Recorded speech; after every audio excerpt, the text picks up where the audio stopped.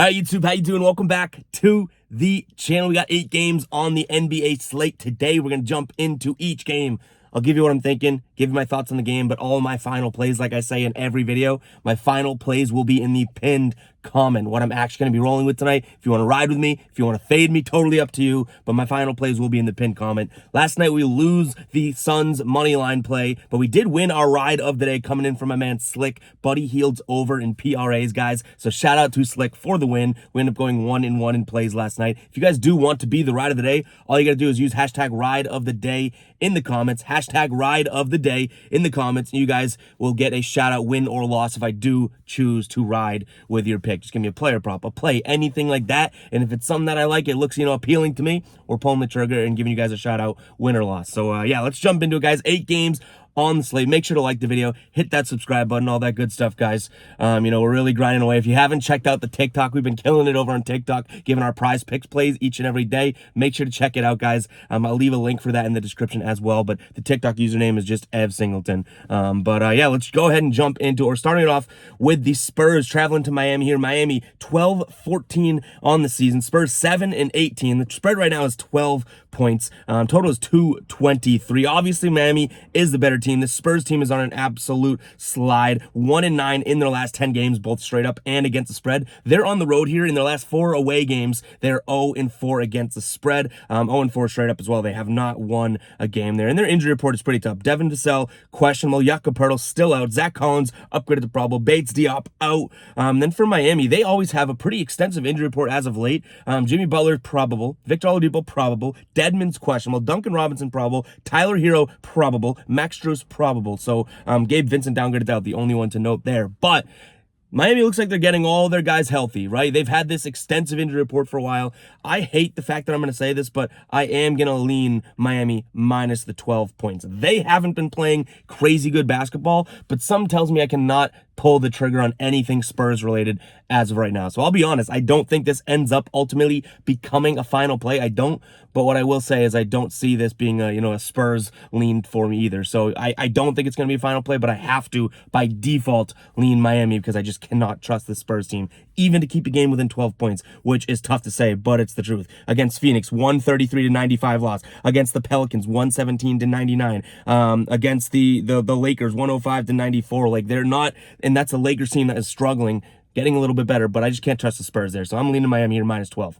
Next up, we have the Pacers, -1 here at home, taking on the Nets. Total is 229.5. This Pacers team, 14-12 straight up, but 15-11 against the spread on the season. Brooklyn, 15-12 straight up, 12-15 against the spread here. These two teams played a couple weeks ago. Indiana won 128-117. I know that's a high total, but I don't hate the over in this one. I could see this one really going. No major injuries to note here, but Indiana coming off of the win last night against Washington. Brooklyn coming off of the win against Atlanta. You have two teams that scored 120 plus last night. I do kind of like the over here, but if anything, I'm going to lean Brooklyn side of things. I know they're on the road. Nick Claxton is out. Ben Simmons is out, but I do still think that there's a little bit more firepower on that offense. So if I think this is going to be a high-paced game, I'm going to go with the team that I think has more of the offensive weapons. I'm going to lean Brooklyn here, getting 1 point, possibly a little money dog plus money action there. All right, we have the Wizards hosting the Clippers here. Wizards, 5.5 point dogs at home. Total is 220.5. This Clippers team has been kind of inconsistent as of late. I've been impressed with a lot of their games. And then also at times during stretches, they're kind of like, what are you doing? 1-4 in their last 5 games against the spread. Washington is also 1-4 in their last 5 against the spread. This total at 220.5 is very, very tempting for me. Both these two teams are trending in an over direction. Washington over in 6 of their last 9 games, and the Clippers 5 of their last 6 went over. So I don't really like the spread here. I guess if anything, gun to my head. Hopefully there's no gun action to my head. There's not. I like the Clippers minus the 5.5, I guess, if that's my lean, but I really do strongly lean the over more than anything in this one.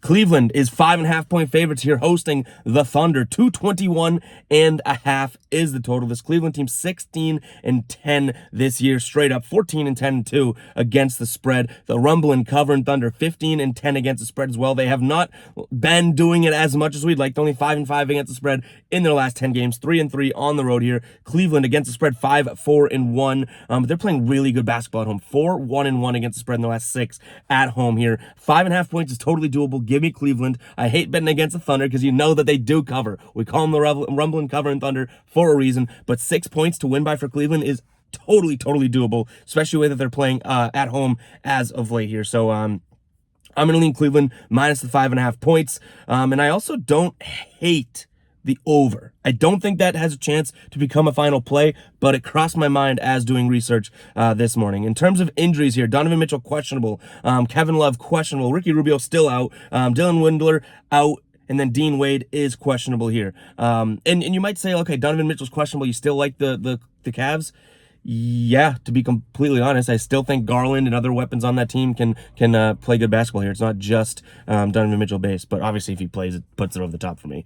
All right, we got the Bulls, 2-point favorites at home against the Mavericks. Total is 224. When I first saw this line, I was a little bit confused. I went right to the injury report, and there weren't any injuries on the Dallas side of things. So this is something that I'm just like, am I missing something, I guess I should say, because I know that, Dallas hasn't been that great against the spread, but they're 4-2 straight up in their last 5 games here, or in the last 6 games. I can do math, I promise. But Chicago isn't playing well either, 1-5 against the spread in their last 6, so I'm kind of confused as to why Chicago's sitting here as home favorites, or just favorites regardless of this game being home or away. I think Dallas is a better team, definitely more of the star caliber team as well with Luka there, so I think Vegas may know something that we're not catching on to, but numbers wise, I'm gonna go Dallas getting the points +2.